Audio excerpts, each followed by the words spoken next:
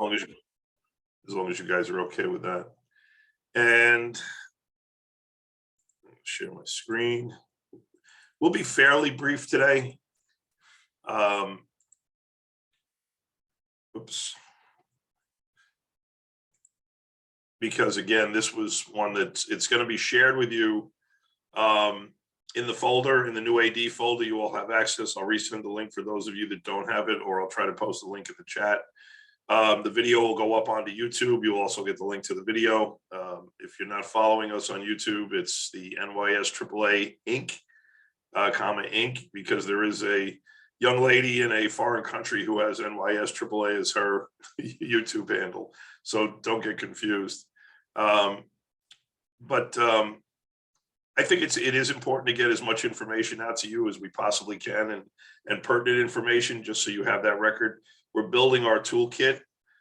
We had a nice discussion yesterday with Denise, who's our mentoring chair, who is just being admitted now, and about the progress of the program and where we're going with it. And we think that by the time we get to the end of the year and into the summer, we think we'll have a very viable product that we'll be able to maintain for quite a long period of time. So Denise, how are you? Good morning, everybody. How you doing, Jim? Good morning. Good morning. All right. So this is an adjusted PowerPoint from the last time we did it. It's more of a tutorial than a bullet point. You'll see a couple of bullets later on, but I just want you to get some key points about what goes into that handbook. And we do have some examples of it later. And we'd love for you to post your handbook into our folder so other people get a chance to look at it. Even if you just send me the link to the handbook, I can still put things like that in there and just have a place where these things can go. But these are definitions that came from the internet about handbooks in general. And this is the one thing I understand with coaches. You're going to see a presentation later. I'm not going to go through the whole thing, but there's an AD or a school that has a 95 slide coaches presentation for their handbook. 95 slides. And I looked at my handbook, my old handbook that Dave's working on now. And Dave, am I wrong? I think it's 150 pages. Yes. Yeah, I was shocked. And what happens is, it's like anything else. It's like, you know, when you first buy your house and it's just you and your significant other, you have some nice furniture and, you know, maybe a couple of things. And then all of a sudden you have a kid and it starts to build. And like George Carlin used to say, your house becomes a place to just put your stuff, and nothing goes, nothing leaves. And that's one of the issues we have, especially with living documents now, is we don't go in and change a word and then retype the whole thing. We just add, we just copy and paste something that we see, or we may change some verbiage that's in there, but it just builds. I mean, I'm sure that, you know, 20 years ago when I started, that handbook, I can tell you right now, probably was 30, 40 pages at the most, 30 or 40 pages at the most, but just, we get so burdened with what does a coach need to know? So we need that compass for the athletic department's policies and procedures. If it's something that everybody can understand and read. And remember too, that this coach's handbook should be a public item. We want parents and community and administration to have the same context that a coach has about what the roles and responsibilities are, what our policies are, spell those things out so we have a reference point for people to go to understand what the rules are. If you look at any organization, especially NYSVA, their handbook is right there on page 1. And it's a live handbook. If a change is made in that handbook, it goes in automatically. You could have it downloaded. You get an automatic change. And when we want to talk about items of dispute, especially when it comes to things that may be a board policy, like the APP process, which you know has to be approved by your Board of Education, but you can adjust it. That's the interesting thing about the APP rule, is even though it's a New York State rule, SED is on top of it, the whole 9 yards, you can still adjust it. Some schools, and maybe your schools, may not allow 7th graders to move up. But if you say that in there, you also want to state a reason why. The reason why you may not want to move 7th graders up is because you think that they may not be physically ready or mentally ready to participate in the high school at a high school level. That's fine. But understand that it should be clarified in your book. The beginning of your coach's handbook always should have something that deals with the mission statement, the vision statement, and the value statement.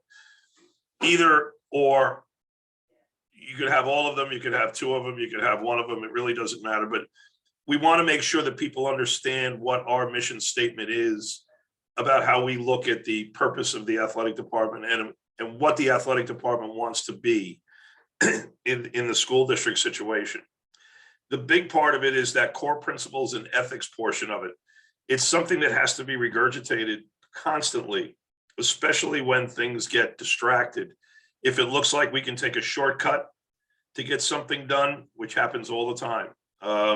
And let's go back to that, use the APP test. You know, you have a physical education teacher administering the test. He likes the kid. It's not his coach, which you can't have, but he likes the kid, nice kid, and she can't do 2 pull-ups. She can't even do 1, but she's a nice kid, and then isn't able to pass the mile, runs a 9-minute mile instead of an 8-minute and 30-second mile like she's supposed to. And then you get a passing grade on it. You know, that's not what we're about. So we have to maintain those standards, those principles, and those ethics. I do have hyperlinks in here of mission statements. This talks about developing an athletic department. Oh, geez, it blocked me. Let's see if Montana comes in. I'll make sure that that's unblocked when you get it. But here is just the University of Montana. It's long and for good reason. Because it's the University of Montana. Does yours have to be this long? No, not at all. You could have something as simple as 1 paragraph with a couple of bullets. But what you want to do is look at your mission statement and understand that it needs to have definitions or things defined within the mission statement, because not everybody may understand it. And these are just examples here of different mission statements. It talks a little bit about it. So this is really just for your edification. And a lot of the good things that we get, we steal. I mean, every quote that we use, and you're going to see a quote in a second or a little bit about accountability. You can always grab something and then adjust it. We just finished rewriting our AAA mission statement and our vision statement in our first strategic plan. And anybody that's in the room here right now that sat on that committee, thank you for all your work on that, because it was great. But content and context is the key piece, as I discussed earlier, to making sure that people understand what we're doing within the department. Because if your coach's handbook is 150 pages long, it's probably longer than any curriculum you may see for a particular subject in a high school, let's say. You know, a high school chemistry curriculum can be so long, but our curriculum at 150 pages is quite extensive. And people really don't understand the daily operation of the department. And that's what we need to tell them. So the content needs to be informative and it needs to be relevant as well. I kind of like this quote from Stanislaw Lek: "No snowflake in an avalanche ever feels responsible." Accountability is what we all have to own in our department. And everything that appears in our coach's handbook has to relate to that accountability. That we are the last stop before decisions are made. We are the ones that you have to come to. We are the ones that know the process, but we're also the ones that have to educate. So we want to have that guide that defines those roles and responsibility, but we want to engage in those meaningful discussions. And things that are written are not necessarily written in stone. They can be discussed, but if it's something that's a rule or a regulation or a board policy, obviously we have to adhere to those. But giving people and educating people on it, because how many times, and you guys are new ADs, but Denise and, you know, Dave's been in it for a little bit now. You know, Todd's been in it for a while. How many of you have got a thing where you're consistently explaining to people what the APP process is? And I hate to keep going back to that, but might as well stay with one thing that just continually pops up for us. this is the rule. This is why the rule is there. I mean, I know they've changed it since Denise and I and Todd have been in this game. It used to be by level, and it used to be a little more difficult test than it was physical test. I think they made the test easier, but we still had to explain things. If we put it in black and white, if we review it, if we do a little 2-minute video today, guys, do a little 2-minute video on the APP process and send it out to your coaches to use, or your coaches to see, or the community to see, and be truthful about it. Yeah, we the one thing we always hid was, parents allowing their kids to asking if they could have their kids moved up. In the old rule, we were able to kind of get away with it and not have the parents be able to say it. It had to be a joint effort. Now a parent can just call up and say, I want my kid to play up. And we technically have to test them. And we have to get our affidavits, and we have to get guarantees, and we have to get compliance, and so on and so forth. But Hey, that's where Jim? go ahead, Denise. I just wanted to give a little input throughout my career. I think the best way to do it is to allow any kid that's interested to register for that high school program. So they're in your registration queue. And then you already have identified those kids, and then they have to complete the paperwork, even to actually go through that process. So you're not arguing with people on the phone, because at the end of the day, they still have a right to do it, but they have to meet your criteria. So that's kind of worked for me. I came into a school that already had that in place, and I found it to be very helpful. I didn't have to chase coaches around or chase, any kid that wanted to play up at the last minute. They register in the queue for that high school program within our registration period. Just wanted to share with you. Yeah, no, and again, Denise's policy is her policy. Your policy is your policy. It's whatever makes it easy for you. Just remember though, when you do something like that, that is a policy, that it is a board policy, make sure that that's discussed with your higher ups first before we do anything that's off cue, because legally or realistically, what Denise does is correct. Denise can do that based on what the rule is. You have a choice to make, but make sure that everybody is in the conversation. And again, these are all the hyperlinks for the administrative tasks that you may have. And these are all examples, obviously, the coaches' duties, the 14 coaches' duties. They should always have that with them and always know that it's there. Your attendance at coaches' meetings. This would be the agenda that you might see at a coaches' meeting. The importance of attending those, obviously, is to give back to you any changes that may be made, any changes that may have to go to the handbook. Denise did a great job in the past about showing a coaches meeting that she did. Well, here's the one from the Davis Joint Unified School District. I don't know where it is, but Jeff Lawrenson must be a hell of an AD, because this is what he put together. I mean, 95 slides of everything. And it's there.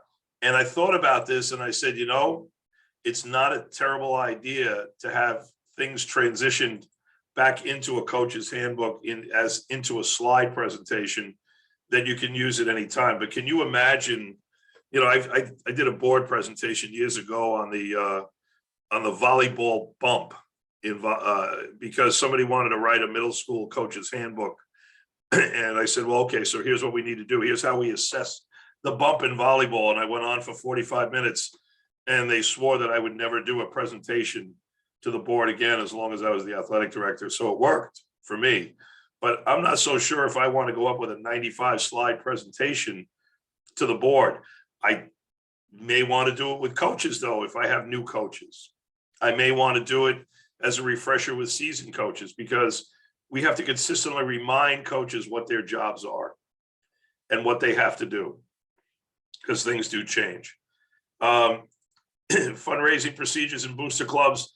This is really just a link to a website that Tonawanda has, North Tonawanda, dealing with the guidelines and how the booster clubs work and their applications and everything else. If you don't have a relationship with your booster club or it's not cited in your coach's handbook, you need to have that. We have a job description, basically from Wilkes County Schools. Look at these things that are incorporated into your job and then tie it into what could go into your coach's handbook as well. I'm not sure if anybody has ever seen their own job description by their school district. If you have, that's wonderful, but I don't think, Dave, did they give you the job description of my job?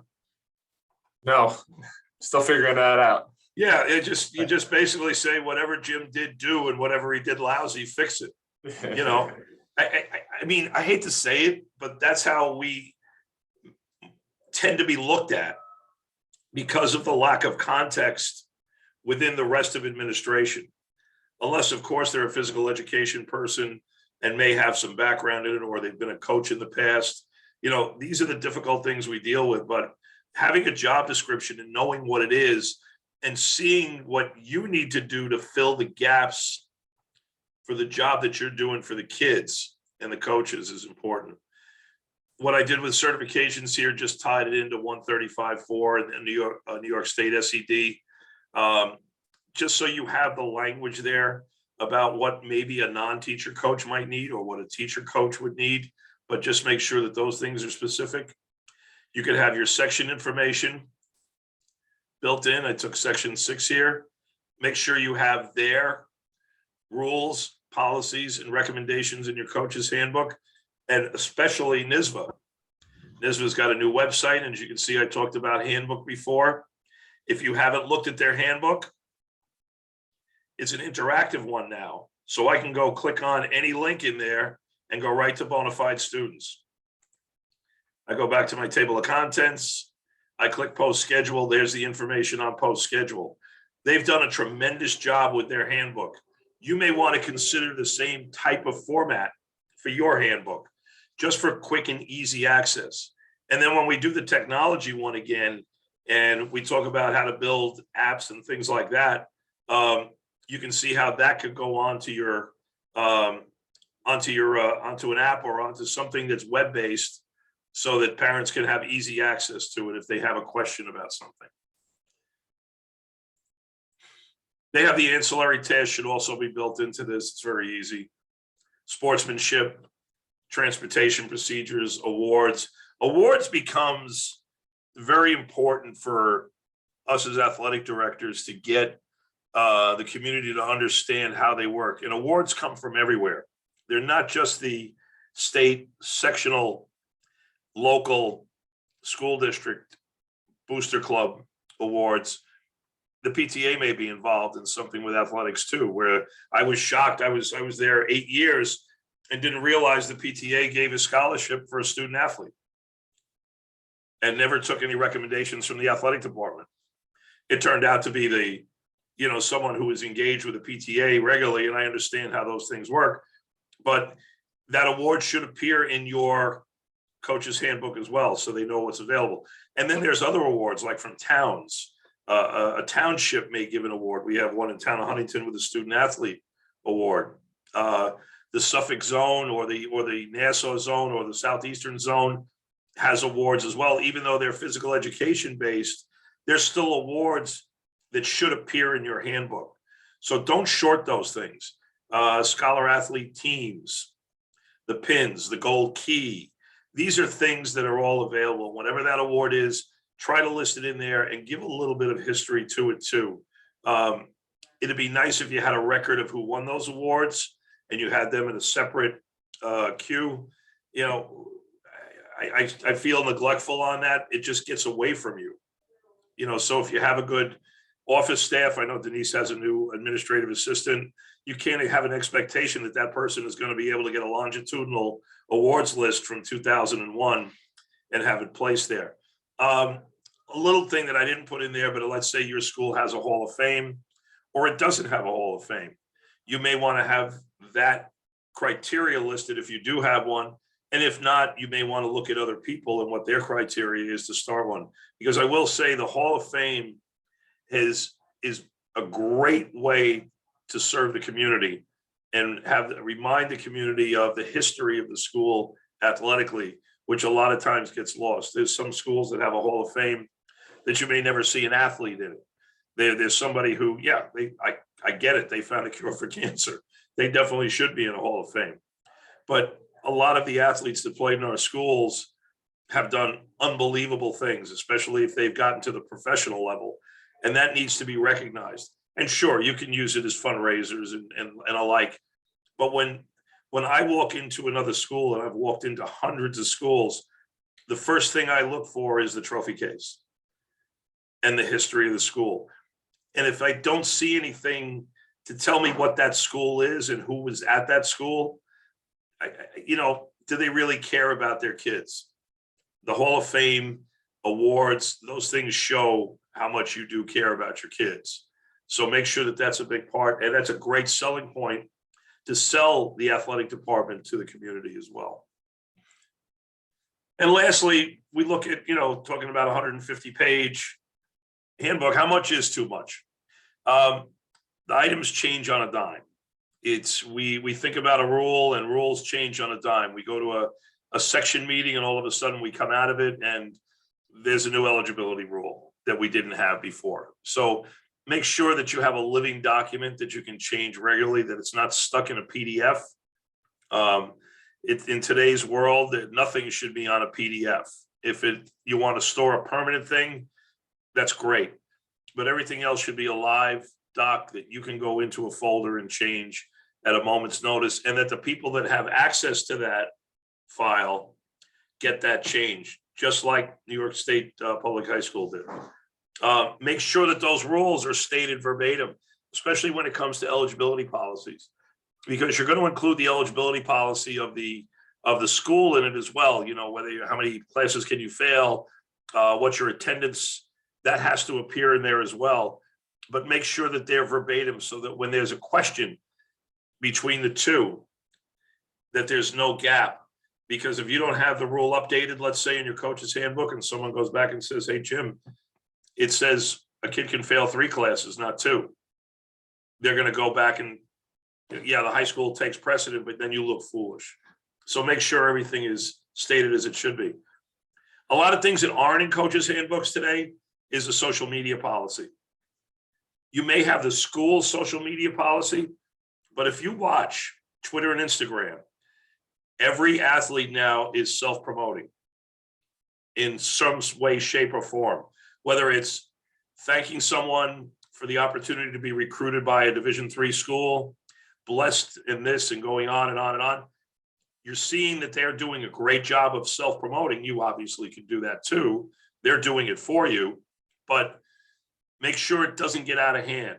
So what you need to do is you need to be the scanner of these things, or create a policy that tells the kids what they can post related to your department, because that is directly related to your department, even if they're posting about getting a recruiting letter from a college.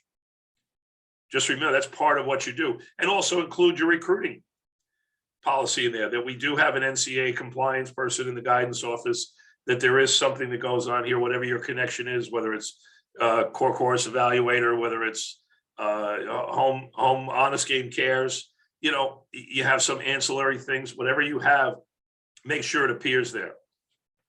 As I said before, if it's not public, make it public. Put it on the front page of your site, your coach's handbook.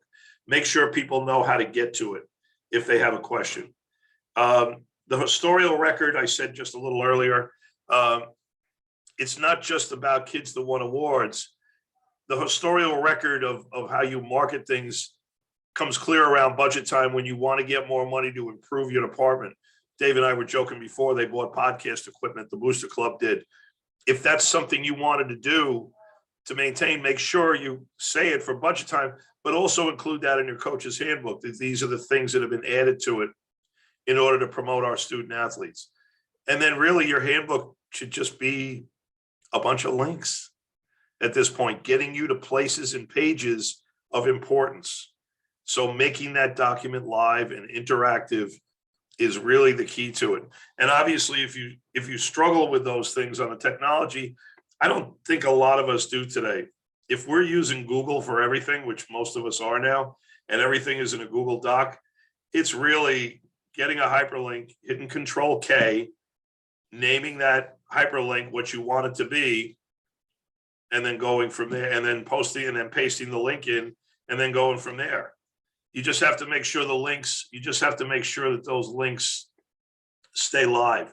A lot of times, like we have an app for NISVA that I kind of did just fooling around a couple of years ago, about three years ago, and through Google Sheets, and I used all their hyperlinks in their old website. Well, if I go onto the app today, none of the hyperlinks work because they changed their coding. So in order to make it viable, I'd have to go in and change every single hyperlink to every single page I have. You got to be careful of that. There's nothing worse than when a parent hits a link and they get that 404 error, because you have to then call someone. You don't want that to happen. So basically, that's it in a nutshell. I said I wasn't going to be long today with this because I didn't want to stretch it, but does anybody have any? Denise, do you want to add? Todd, are you still here? Do you want to add to that?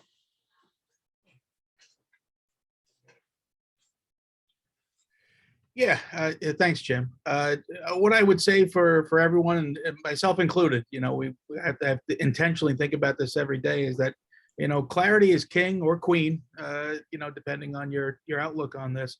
You want to be clear as best you can with folks to avoid any kind of misunderstandings or confusions, and whether that's coaches, parents, anyone you're dealing with, you want to make sure they have a clear vision of the journey that they're going to be embarking on with you and with the kids. So Jim's right about the links. Double check the links. Have someone else check the links, especially if you're using like Google things, because it'll open up for you because you did it and it's your account. Most likely. Make sure you somebody change your else checks it. permissions. Yeah, make sure you change. Check the permissions. And I always ask someone else in the building, hey, can you go on this link for me, and just double check to make sure it's working before I let folks know that it's live. But listen, thank you everyone for being here today. This is so important for all of us to get together and gather this knowledge up and be able to share this with others. It's just a wonderful thing. And thank you, Jim, for presenting. Thank you. Does anybody have any questions? I'll add one more thing at the end, and then we can go. Denise, are you there? She's so darn busy over there. Okay, what I could do for you as a service is, if you have a coach's handbook you'd like us to review, just put it in the folder. Does everybody have access to the new AD folder? You should have gotten a link for it. Amy says she doesn't. Are you new, Amy? I was on once before early on, and I emailed you because I was not able to access all of the videos, all of the recorded videos.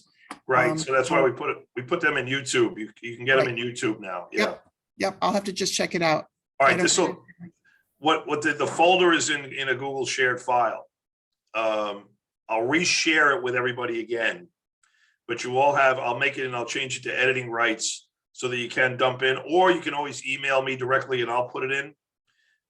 You all have my email address. You can email things to me directly if you feel uncomfortable about putting things in. But if you want it reviewed, if you want your coach's handbook reviewed, we'd be happy to help. And what we'd get is Todd, myself, Denise, Steve Young, Greg, we would sit as a group and just go through it and then give you some comments or some help. And that's really what we're here for, is anything you have an issue with, we're going to collaborate. It's not just going to be Jim answering the question for you. It's us as a team, as a mentoring team, to be able to do that for you. And you may have your own mentors in your own sections, but really it's all about us finding another set of eyes to look at things, because I obviously, wearing glasses, I might miss something now, and I certainly do. And having Todd there and Denise there is such a big help to us. Who's going to the conference that's in this room right now? Yeah, come on, Drew, wave your hand. Okay.